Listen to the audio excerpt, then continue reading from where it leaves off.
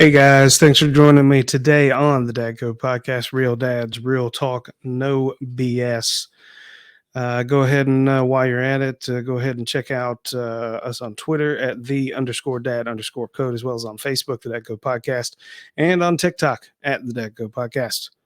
Go ahead and like and subscribe on YouTube. Give us a rumble on Rumble, and check out all the audio versions of all these podcasts on all your favorite audio podcast platforms. Guys, it's been a while since we've kind of got together here. Going to talk about, as the title says, the relentless pursuit of excellence. And we're going to kind of tie it into some Coach Dad stuff that's happened since we were all together last. And I'll go ahead and kind of jump right into that. We were coming off of a loss last time we were together, and we had a really good practice going into a weekday game against a opponent that was, they were less skilled than we were. I have no problem saying that.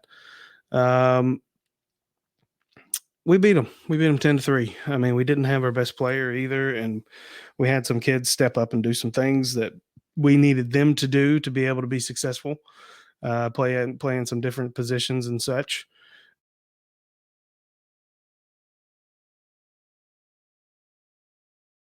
In that game, particularly after the practice, it was a good feeling to see the kids respond well.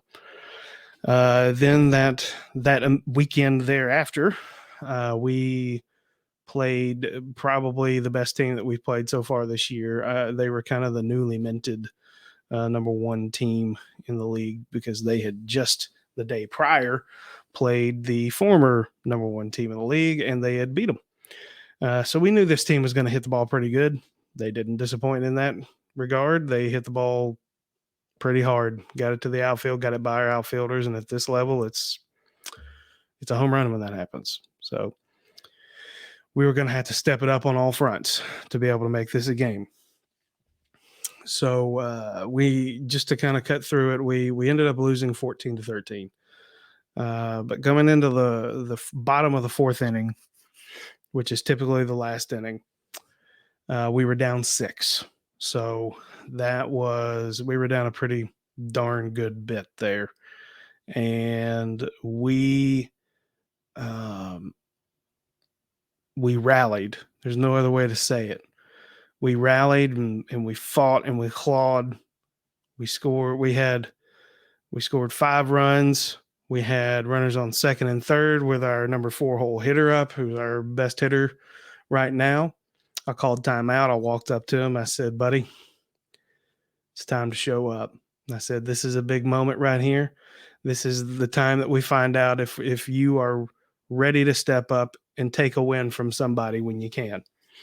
And I tell you what, first pitch I threw this kid, he absolutely laced this thing over all the outfielders' heads. In this league, it's a 7-run limit per inning. So at the time, we thought it was a walk-off win, because, the runner on second and the runner on third scored. That was 7. We were up by 1. We couldn't bat anymore because of the 7-run limit. We were all lining up. The kids were lining up. But the other coach went and asked the umpire how much time was left on his stopwatch, and lo and behold, there were 2 minutes left. So we ended up having to play another inning. The other team actually batted out of order, which was, it was a weird position to have to be in as the opposing coach, to be the one to have to go say, hey, Mr. Umpire, we think they're batting out of order. What do you mean? Well, we ended up having to spend, 5 minutes figuring that out. And I guess if I wanted to be a real jerk, I could have let 3 batters hit, and there would have been 3 outs and the game would have been over. But I mean, that's not how I want our kids to win. I want them to earn it. But anyways, we ended up getting that figured out. They scored, I believe it was 4 runs. So they were up 3 going into the bottom of what was the last inning of play. We rallied again, My son in particular, I have to have a proud dad moment here. He absolutely ripped an opposite field down the line drive over the first baseman's head, triple, and it was almost a home run. If that ball would have kicked away from the pitcher or the catcher, whoever took the ball there at the end, that was going to be a home run. It would have been his first home run ever. But proud dad moment there. He fought. He got our rally started there. Ended up we had some more kids come through, and we were down by one with runners. Let's see. I think we had a runner on second with one out with our with a couple hitters that have been really kind of showing some promise and doing well here lately. So, the first one, he's super excited. He's high-fiving everybody before his at bat, screaming and hooting and hollering. He's so pumped up. He's a super athletic, super sweet kid, really great family. But he gets up there and he's so pumped up. He swings at the first pitch, hits it off the end of the bat. I mean, kid's really, really fast. So, I mean, most balls that are hit on the ground, they're never going to throw them out. But, the pitcher, this is the first, ground ball that the pitcher's fielded cleanly all day. Picks it up, throws him out. Got a runner on third, 2 outs.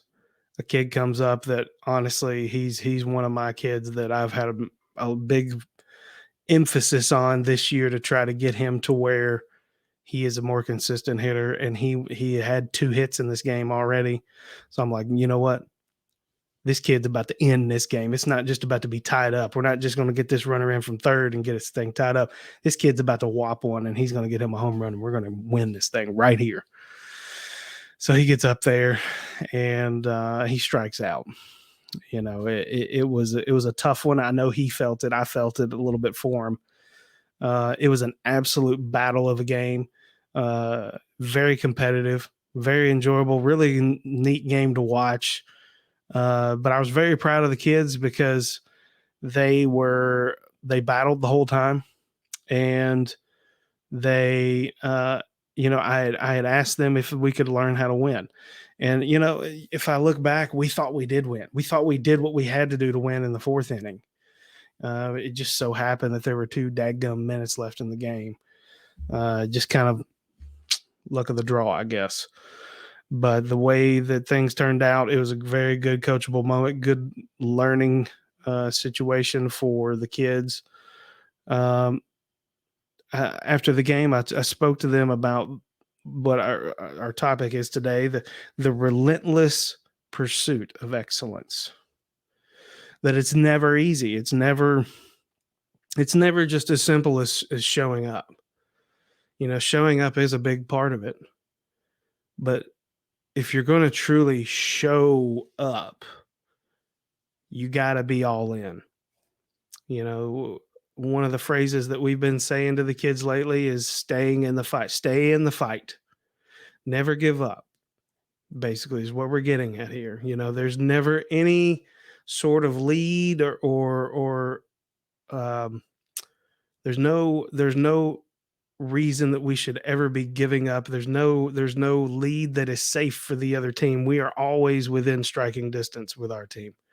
You always are, as long as you have that relentless pursuit of excellence.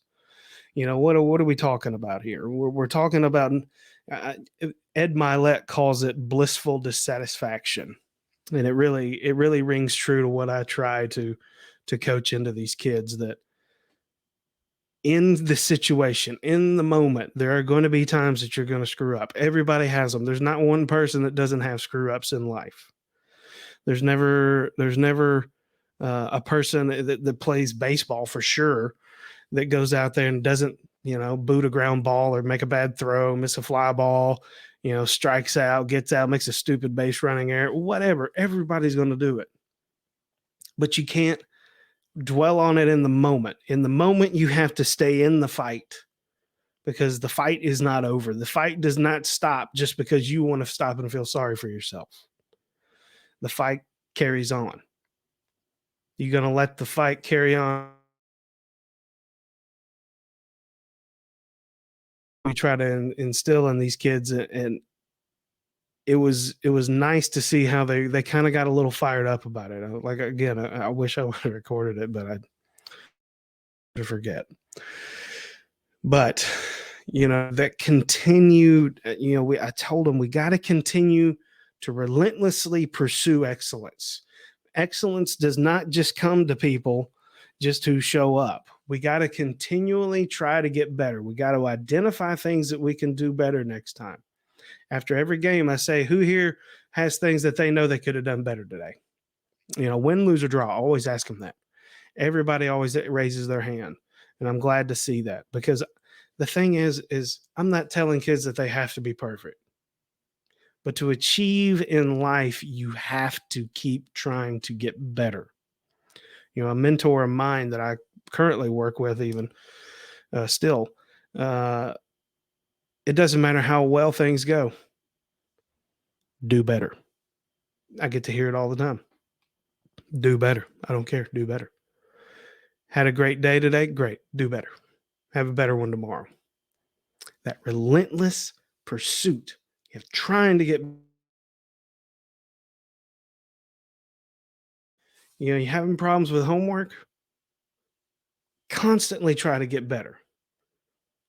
You write the essay, no one's ever wrote a perfect essay. Relentlessly try to make it better, make you better. Can you read very well? Can't read very well right now? Keep trying to get better. Stay in the fight. Keep pressing. We can't keep coddling kids and telling them that it's okay. And the thing is look, I'm not telling you to be a jerk to your kids. I'm not telling you to be a jerk to your players if you're a coach.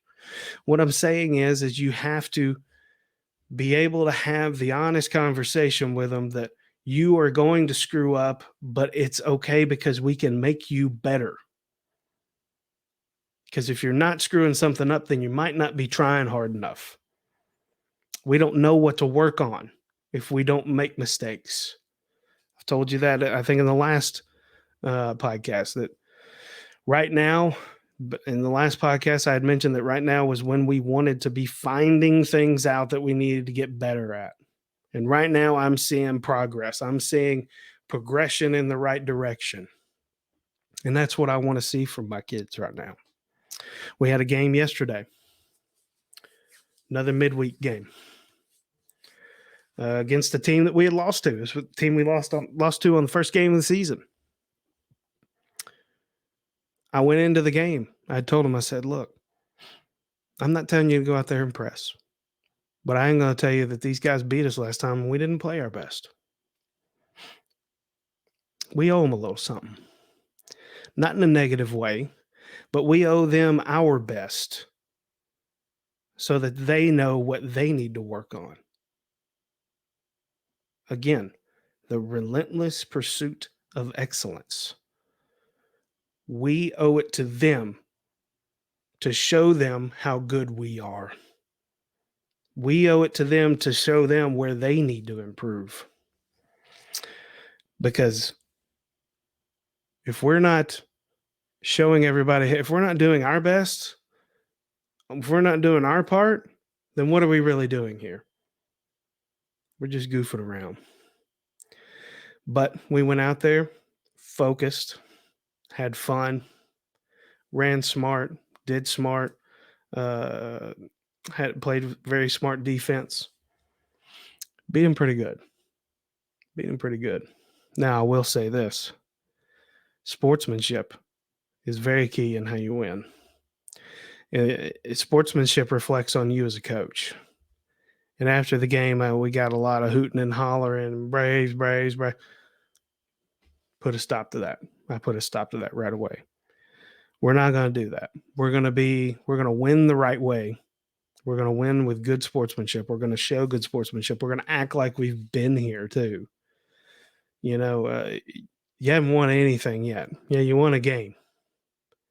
But you got to continually show that you can be there when it counts. And not just in some game. You got to show up every time. When you win a championship, I'm fine with that. Fine with it. But in these little games right now, and there are no little games, don't get me mistaken there. We're going to win with sportsmanship for sure. But yeah, very, very proud of the boys. I think kids today in general, kind of easing away from the coach dad type stuff here. Um, we can't accept kids being so soft that they think it's okay to just give up. They have to continually want to be better. They have to want it. They have to want to be better in school. We have to want to be better at their athletics. They have to want to be better at whatever hobby or talent that they have. And the only way they're going to do that is by us as dads giving them, that firm foundation that, look, I don't care if you screw up. I really don't. What I care about is that you really try. And the only person that can tell us if you're really trying is you. And if you're not being honest with yourself that you're continually pursuing excellence, then again, what are we doing here? Then we're just wasting everybody's time. I've said it many, many times. This world's not going to wait on kids. No, they're not. Or it's not, rather. It's going to chew them up and spit them out if you don't have them with the right mindset. I am very, very, very proud of my son.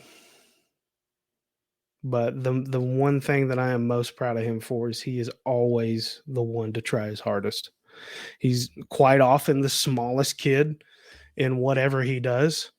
But his effort, his attitude, and his effort is second to none. I've tried to instill, a mindset, if you will, in him that, dude, your mom and dad, we're going to love you no matter what. I don't care if you go out there, if we're using baseball as an example, I don't care if you go out there and you strike out 4 times in a row.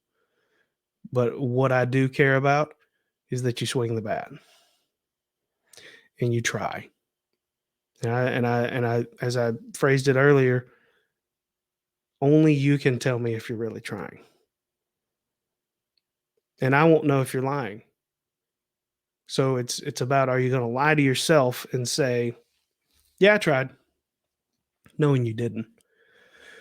Or are you going to continuously push and push and push and push? Try your hardest.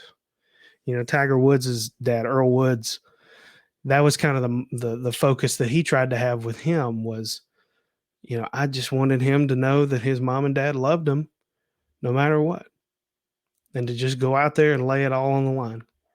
And I think that's really what it's all about. We need kids to go out there and live life, lay it on the line, really, really try at everything. Try to be the best at everything. And look, we all know that all kids can't be the best at everything. That's ridiculous. But they sure as heck can try. How are they going to know who they are if they don't go out there and try their best? If they don't go out there and fail, 2, 3, 400 times? How are they going to know? I mean, me personally, that's what golf taught me of all things. I mean, look, sports taught me a lot growing up, but I learned so much just by starting to play golf. I learned a lot about myself, where I learned the value of not compounding mistakes, about being able to manage my emotions, and to think about problem solving it from a lot of creative and different ways. It made me a more patient person, and it taught me. I've won a lot in my life, as some of you know, but it taught me more about winning, because I mean, for anybody that's played golf, I mean, anything can happen all the way up through the last hole. I mean, you can blow a 5, 6, 7 stroke lead. You can blow it in one hole. I know, I have, but yeah, we're continuing. It's not just as kids. It's as adults too. We got to continue to try to be better and better, better every day, and not just at athletics, not just at our job, just about being people.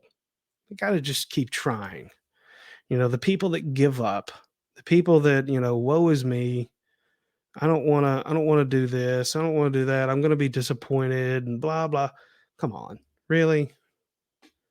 I mean, what kind of, is that even a life worth living? Not to try? It doesn't seem like it to me. But there's enough bad things in the world, I guess is my point, that, you shouldn't be really being so hard on yourself all the time about your failures. You should be always just trying to make yourself better, staying in the fight. Stay in the fight. That's my message today. All right, guys, that's all I got for today. Appreciate you joining me again. Go ahead and hit the like and subscribe button on YouTube. Give me a rumble on Rumble. Give us a follow on Twitter, Instagram, and on TikTok. And go ahead and download all the audio versions of these podcasts on Google Podcasts, Apple Podcasts, Audible, Amazon, Samsung, all of your favorite audio podcast platforms. And I guess until next time, guys, Coach Dad out.